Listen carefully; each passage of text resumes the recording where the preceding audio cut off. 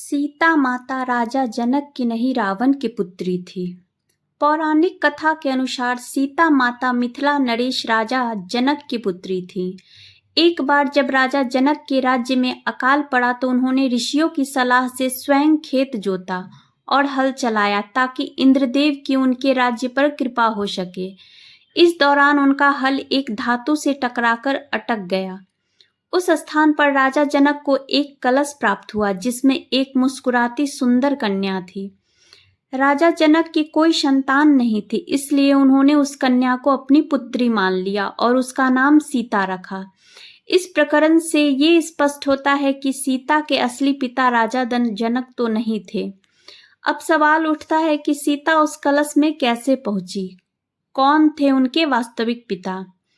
एक अन्य पौराणिक कथा में अद्भुत रामायण के अनुसार त्रेता युग में जब लंकापति रावण तीनों लोकों पर अधिकार की चाह से तप कर रहा था, तब उसके तप से उत्पन्न तेज के कारण सारा संसार जलने लगा। इससे चिंतित होकर तमाम देवगण ब्रह्मा जी के पास पहुंचे और उनसे संसार को बचाने के लिए प्रार्थना की। तब ब्रह्मा जी रावण के पास पहुंचे और उससे वर मांगने को कहा। रावण ने कहा कि मुझे अमर होने का वरदान दीजिए।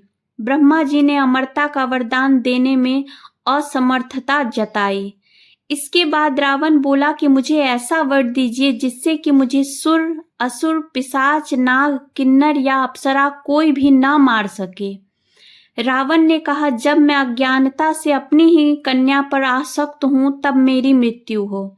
रावण को यह वरदान देकर ब्रह्मा जी ब्रह्मलोक चले गए। रावण ने अपने वरदान में मनुष्य द्वारा न मारे जाने का वर नहीं मांगा, क्योंकि वो मनुष्यों को कुछ भी नहीं समझता था। ब्रह्मा जी से वरदान पाकर रावण खुद को सर्वशक्तिमान मानने लगा। एक दिन वो दंडकारण्य गया। वहां ऋषि मुनि रहते थे। रावण ने उन ऋषियों को मारना ठीक नहीं समझा। उसने कहा कि हे ऋषिगण, मैं आपको जीतने की ख्वाहिश रखता हूँ। इसके बाद रावण के सैनिकों ने आश्रम से एक कमंडल लिया और ऋषियों के शरीर से बाण चुभोकर रक्त निकाला। इस रक्त को उस कमंडल में रखकर रावण को सौंप दिया। वो कमंडल गत्समद ऋषि का था, जो कि 100 पुत्रों के पिता थे। उन्हें एक पुत्री की लालसा थी। उन्होंने माता लक्ष्मी से प्रार्थना की थी कि उनके घर पुत्री के रूप में जन्म ले। पुत्री की प्राप्ति की कामना के साथ गृत्समद ऋषि ने दूध को अभिमंत्रित कर कमंडल में रख दिया। इसी कलश में रावण ने ऋषियों का रक्त भर लिया था। इस कमंडल को लेकर रावण लंका की ओर चला गया।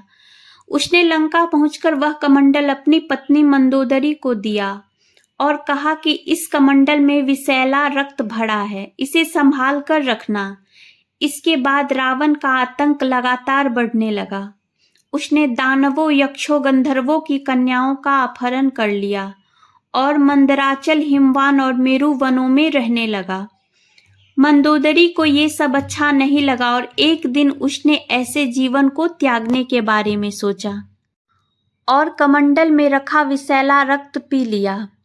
उस कमंडल में अभिमंत्रित दूध के प्रभाव से मंदोदरी का गर्भ ठहर गया।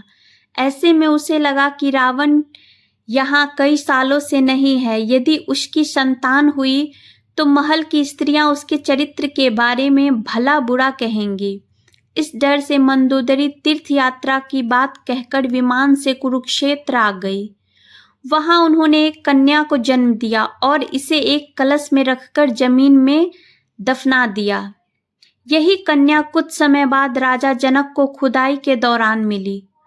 चूंकि रावण को इस बात का आभास नहीं था कि उसकी कोई कन्या भी है, इसलिए वो अज्ञानतावश अपनी ही पुत्री सीता पर मोहित हो गया और उसकी यही भूल उसकी मृत्यु का कारण बनी और सीता के पति श्री राम ने मनुष्य रूप में जन्म लेकर उसका वध किया। अद्भुत रामायण की इस कथा से ये तो स्पष्ट है कि सीता की मां मंदोदरी थी। मंदोदरी का पति होने के कारण रावण सीता का पिता हुआ।